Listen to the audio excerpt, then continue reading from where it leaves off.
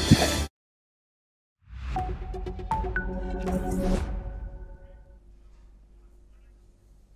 Hello and welcome. I'm Uday Pratap Singh. You're joining us on NewsX World. Let's get started with the headlines. In Kashmir, Pakistan Army posts open fire along the line of control.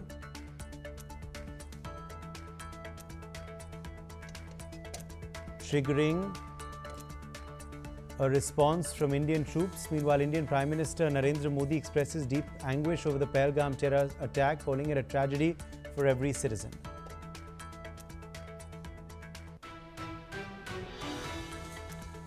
Nine people have been killed and several others injured after a vehicle rammed into a street festival crowd in Vancouver. Police say the driver is in custody following the incident.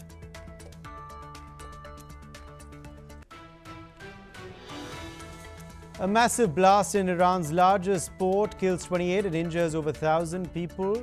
Officials believe poorly stored chemicals caused the explosion. However, more details are now awaited.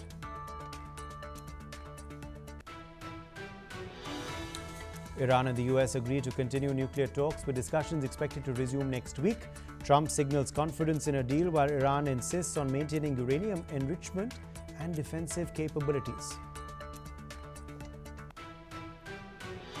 St. Peter's Square is filled with thousands of teenagers and other pilgrims from around the world today as Cardinal Pietro Parolin celebrates Mass on the second day of mourning for Pope Francis. US President Donald Trump criticizes his Russian counterpart Vladimir Putin on Truth Social amidst war mediation efforts. This may suggest a shift in his position following a historic meeting with Ukrainian President Vladimir Zelensky. Russia launches 149 drones at Ukraine overnight, killing one and injuring another in the eastern city of Pavlorad. Ukraine's Air Force says that it shot down 57 of the 149 drones launched by Russia.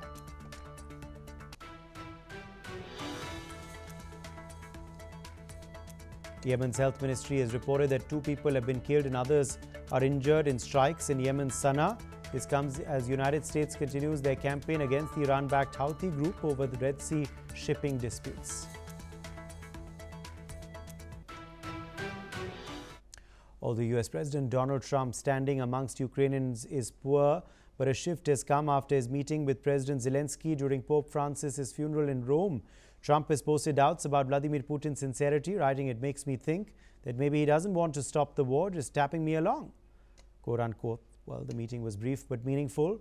Photos showed Trump and Zelensky leaning in, speaking as equals, a stark contrast to their disastrous February encounter. Some Ukrainians saw hope. Maybe Trump finally understands Putin can't be trusted, said Ole Karas, a volunteer gathering donations in Kyiv. Trump's skepticism follows Russia's latest missile attack that killed 12 and injured nearly 90 in Kyiv, deepening Ukraine's distrust of Moscow's intentions. Despite Trump's earlier push for Ukraine to accept a lopsided peace deal, Saturday's tone suggested he may rethink forcing concessions on Kyiv. Meanwhile, Russia has launched new attacks across Ukraine, killing at least 4 people and injuring many more with missiles and drones. Russia also claimed full control of Ukraine's gains in the Kursk region. Though Ukrainian officials insist fighting there continues, Trump hinted at tougher sanctions on Russia even as he emphasized wanting quick progress towards peace. At the same time, European leaders have reaffirmed support for Ukraine, pushing back against any deal favoring Moscow. Zelensky and European Commission President von der Leyen has agreed to coordinate pressure on Russia through new sanctions and stronger security ties. Though pressure on Ukraine is mounting, Zelensky insists on a ceasefire tied to lasting security guarantees, not surrendering territory without future recovery plans. The path to peace remains uncertain, but after Saturday, Ukraine sees a small opening with Trump that did not exist before. Gilbert Doctorow, Russian affairs expert, is joining us live from Brussels in Belgium. Thank you for being with us today, Gilbert. What do you make of this latest statement by President of the United States, Donald Trump, criticizing Russia? I don't think it means anything, frankly. Mr. Trump has been rocking back and forth, praising or criticizing each of the sides in turn in an effort to confuse all of us. And I must say, he succeeded very well. All commentators, all of them, whether they are in the alternative media or they are in major Western media, are totally confused about his intentions.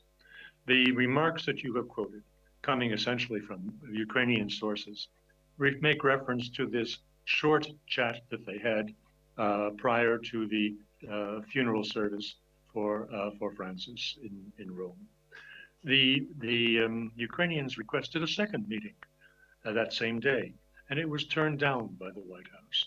So as for their drawing closer together, I think that's an exaggerated interpretation coming from Kiev and is hopeful but doesn't express reality. It is pretty obvious to me that Mr. Trump favors the Russian side. His direct emissary, Steve Witkoff, was a week ago Friday in Moscow. He had a long walk and chat with Mr. Dmitriev, who is his counterpart, that is to say, Vladimir Putin's emissary to these talks about a peace in the Ukraine war. They had a long walk down the center of Moscow in a pedestrian zone called the Arbat, which is an expression of friendliness, of a rapprochement on a personal level between the people who are responsible for ending the war.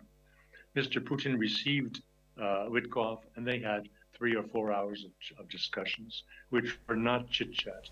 What is at issue here is that the Russians and the United States are discussing points for the end game, for how the war will end, while Mr.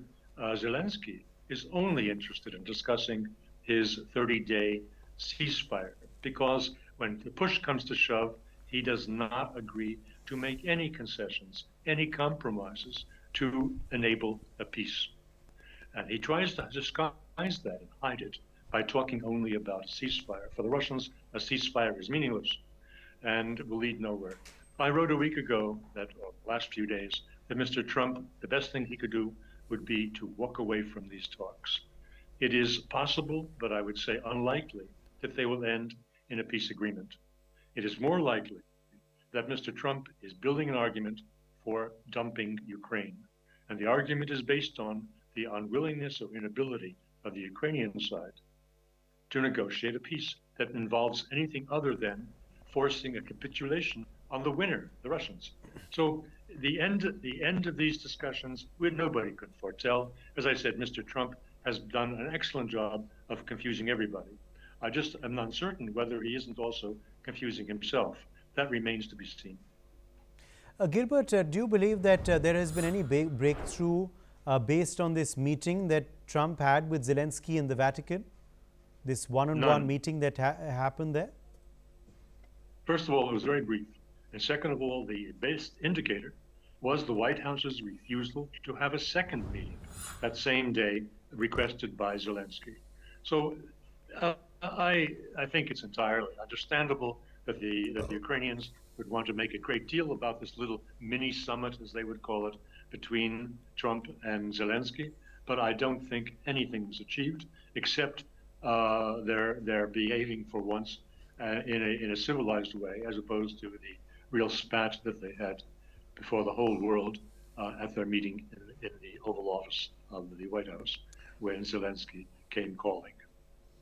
Yes, Gilbert, do you believe that this conflict then is likely to continue for the long term? You believe there is no short-term breakthrough likely, looking at these fresh developments?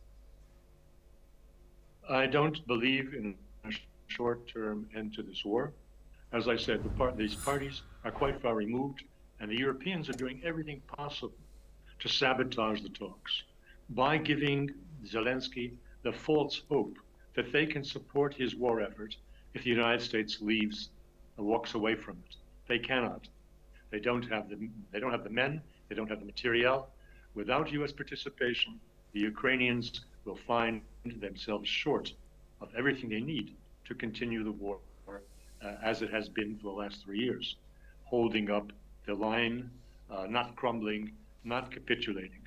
That will be very difficult for them if the United States leaves. And I think that is just a question of a few weeks when these latest talks result in what can you expect?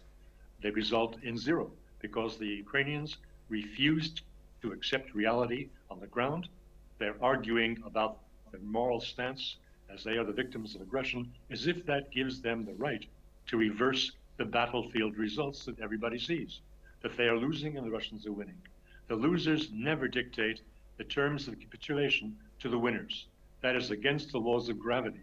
So in this sense, unless Mr. Trump can summon the strength and the determination, and I would say the courage, to beat down Europe and to remind them of who is who and what is what, namely that the United States leaves and the United States can also leave Europe. If he does that and reads the riot act to Yes. Messrs. Starmer and Macron, then the war will end. If he cannot do that, then he will have to walk away from the talks. All right, Gilbert, Doctor, thank you for joining us with your perspective on that story. Meanwhile, efforts to end the Israel-Hamas conflict continue, with some progress reported in talks in Doha. Qatari Prime Minister Sheikh Mohammed bin Abdul Rahman Al Thani has confirmed a bit of progress in discussions aimed at securing a new truce. This follows a meeting between Israel's Mossad chief David Barnea and the Qatari Prime Minister. Let's in fact listen into what the Qatari PM had to say.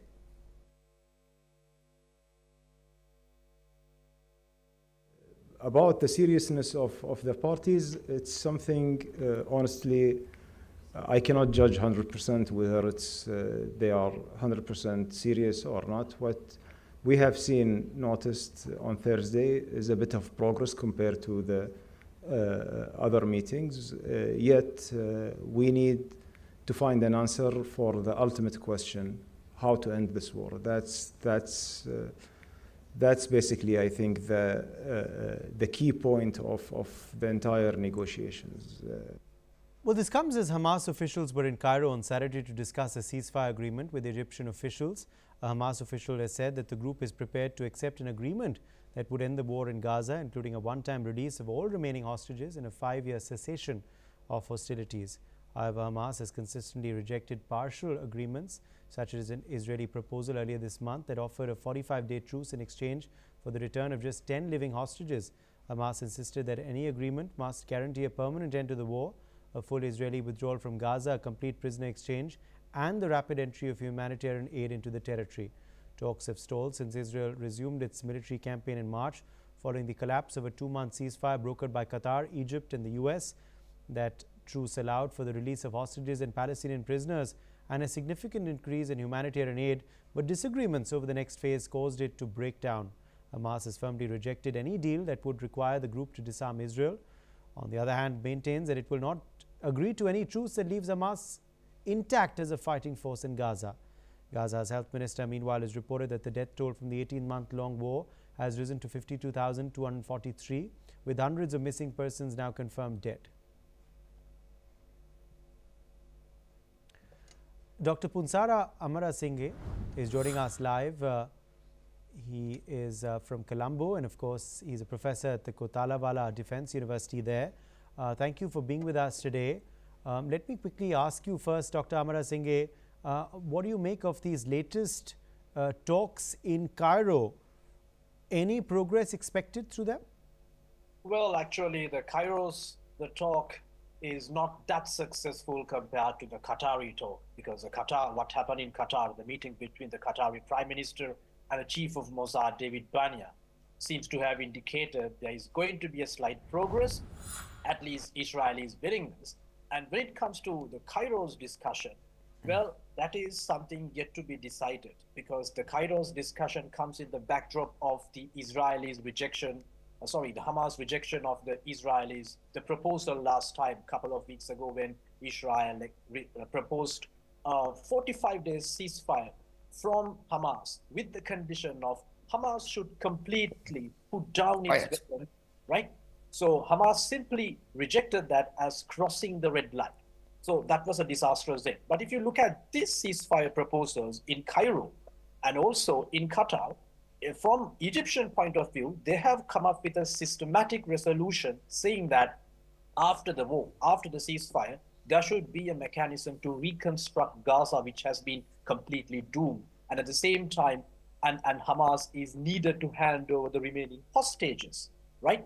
And there is one more condition from this ceasefire proposal, in which Hamas has expected from Israelis to put a closure to all the ground level operations in Gaza, which is highly unlikely. So we have come to a kind of a situation like, a bit between the devil and the deep blue sea. So both parties are demanding a full pound of the flesh from each side, so which comes to a pretty much of a hard end.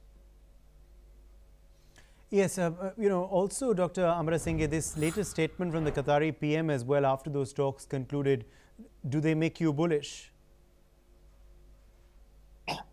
I think that the Qatari Prime Minister's statement is quite contrary to what was going on in Egypt, right? Because the Qataris, the peace brokers have clearly indicated that Israel, the Egyptian, the plan to restore the peace and the Egyptian proposals are much more impractical compared to what Qataris have demanded. So from a vantage point of view, we can see that the Qataris' demands are very much akin to what Israel and the United States are expecting at the moment. So having said that, we should not forget the fact that this war in Gaza itself has been a tremendous problem for the geopolitical entanglement in the Middle East, especially, forget about Qatar. If you look at the Egyptian border, right? Egypt is the only country that shares border with both Israel and Gaza, the Palestine. So if the problems are likely to be continued in Gaza, there would be a massive influx of the refugees crossing the border through Sinai to Israel, to Egypt. So that will definitely lead to further internal implications within Egyptian politics. That is why Egyptians, especially in Cairo, the policymakers and the bureaucrats and politicians are completely obsessed with intensifying the peace progress in Gaza. Okay, let me in fact ask you then, Dr. Amarasinghe, about the mediation efforts. Do you believe a short-term truce is likely, or do you believe it's still only possible in the long term? Well, if you look at the ground reality, I don't see any possibilities existing for a long-term ceasefire agreement or permanent peace as long as both parties would be much more amicable. From the point of view of Hamas, if they are willing to accept the two-state solution, right, as it was manifested in the Oslo Accords when Ben Gurion and Arafat were signing in 1990s, if they are willing, there can be a possibility for going for a long-term solution. But you can see that from every point of view, Hamas has completely rejected the very existence of Israel. So the truce, the proposed by Qatar and Egypt, seems to be a bit of a kind of, appetizer. This is not going to work out in the long term. On the contrary, it will be a not permanent but temporary truce. So this is the factual reality that looms before us. Dr. Amarasinghe, thank you for joining us on NewsX World with your perspective. Now, Canada heads to the polls this Monday in a crucial election as Liberal leader Mark Carney is aiming to secure his party's grip on power against a surging Conservative movement led by Pierre Poilievre. According to multiple polls, the ruling Liberals hold a slim lead with 44%, while the Conservatives are close behind at 40%. With the New Democrats, Bloc Québécois and Greens faltering, Carney needs to draw support from across the political spectrum to maintain control. The election has been heavily influenced by the departure of former Prime Minister Justin Trudeau and the re-election of Donald Trump as President of the US, shifting the momentum in Carney's favor. Both candidates have been making their closing arguments as the race tightens, with the threat of the New Democrats losing official party status and the Bloc Québécois fighting to defend their Quebec stronghold. This election is set to reshape Canada's political landscape. Let's quickly listen into some of the remarks made by leaders on the upcoming election. And we will back the trades, and we will make sure that any young person in this country that wants to get into the trades will be encouraged to do so, and we will tell them that the best jobs in the future are going to be in the trades. Boots, not suits. More phone calls. I need you to talk to friends, to families, to neighbors, and above all, I need you to vote Liberal so we can protect values that we share, that we can stand up to Donald Trump, build a Canada united, build a Canada strong. Vive le Canada. Merci. Thank you very much. My message, first of all, to workers in potential negotiations going forward, I want you to know my #1 priority is you. I'm going to be fighting to make sure you are the priority. We have often heard and seen in crises that it is workers who are asked to sacrifice. It's workers who are forced to tighten their belt, and I think that is wrong. It should not be on the backs of workers that we fight this trade war, and so my commitment to workers is I'm going to always put you first. My message to Donald Trump is, without any reason, without any provocation, in an illegal manner, you've attacked our country. But we're going to fight back and defend our interests. We are strong, we are proud, and we're going to fight back. Andrew Latham, Professor of International Relations, is joining us live. He's a professor at the McAllister College and senior fellow as well. He's in fact live from Ottawa in Canada. Welcome. Thank you for being with us today. What's it going to boil down to, Andrew Latham? It's very close. Is that the reports that you are getting as well? The race is too close to call currently, with the Liberals just slightly ahead. What's it going to boil down to decide the outcome? Well, it is too close to call at the moment. There are some big tectonic changes in Canadian politics. The New Democratic Party, which is Jasmeet Singh's Social Democratic Party, is on the verge of extinction. And this is now boiling down to a horse race between the Liberal Party of Canada under Mark Carney and the Conservatives under Pierre Poilievre. And it remains to be seen how that's going to shake out. The final outcome will be determined actually quite provincially, in terms of British Columbia is going to break one way, and Manitoba is going to break, these are Canadian provinces, going to break a different way, and it remains to be seen how Quebec is going to break, but the Bloc Québécois is failing as well. It really is boiling down to a binary between the Liberal Party and the Conservative Party, which is different in Canadian politics. That's not quite unprecedented, but pretty close to being unprecedented. If I were to bet my last dollar, I would say Mark Carney and the Liberal Party will prevail, and he will remain as Prime Minister, even though he's never been elected to anything in his entire life. But he's been the Governor of the Bank of Canada and the Governor of the Bank of England. He's failed in both offices. There's no doubt about that. But there's a very real chance that Pierre Poilievre and his Conservative Party he might be the Prime Minister on Tuesday. Okay, Professor Latham, what has suddenly led to the race becoming too close to call? A few months ago, it was looking like a cakewalk for the Conservative Party. But do you believe Trudeau stepping down in favor of Carney and the Trump position on Canada has helped the Liberal Party bounce back? Yeah, those two developments are interconnected. On the one hand, Justin Trudeau was incredibly unpopular towards the end of his tenure, after 10 years as Prime Minister. And that obviously broke in favor of the Conservative Party. And Pierre Poilievre, the head of the Conservative Party, initially positioned himself as kind of the Trump of Canada in some ways. And then when President Trump started banging on about 51st state and annexing Canada and those sorts of things, that political posturing on the part of Pierre Poilievre didn't work anymore. And it took Monsieur Poilievre, pardonnez-moi, it took him a little bit of time to actually re-situate himself with respect to President Trump. I think he finally got around to it. I also think, though, and this is, so there's those two things, the Justin Trudeau being incredibly unpopular, and then President Trump and his 51st state nonsense. But in the last week or a fortnight, there's been a shift in gears, and I think the election has come back to which of the two major parties can actually help with the cost of living, actually help with the mundane economic issues that always shape politics at the end of the day. I think President Trump has receded into the background to some extent. Okay. And now it's really about which Yes, party that can leads me then to deliver. my final question to you, Professor Latham, on what are going to be those, those main issues on voters' minds. What are the, the core issues that you believe could sway the vote one way or the other?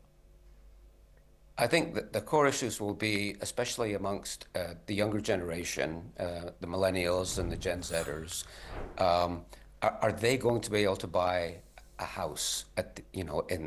Are they going to be able to flourish economically? Are they going to be able to get on like their parents and their grandparents and their great-grandparents? I think those are the issues ultimately that are going to prevail here. It's not going to be so much about President Trump. It's not going to be about Quebec separatism or separatism in Alberta. It's not going to be about that. It's going to be about the mundane, quotidian issues about which party is going to deliver in terms of my economic prospects and my ability to flourish in Canada going forward. All right. Appreciate you joining us with your perspective, Professor Latham, on that big story. And we'll, of course, be keeping a close eye on the election results in Canada. For the time being, that's all the time we have for, though. Thank you for watching NewsX World.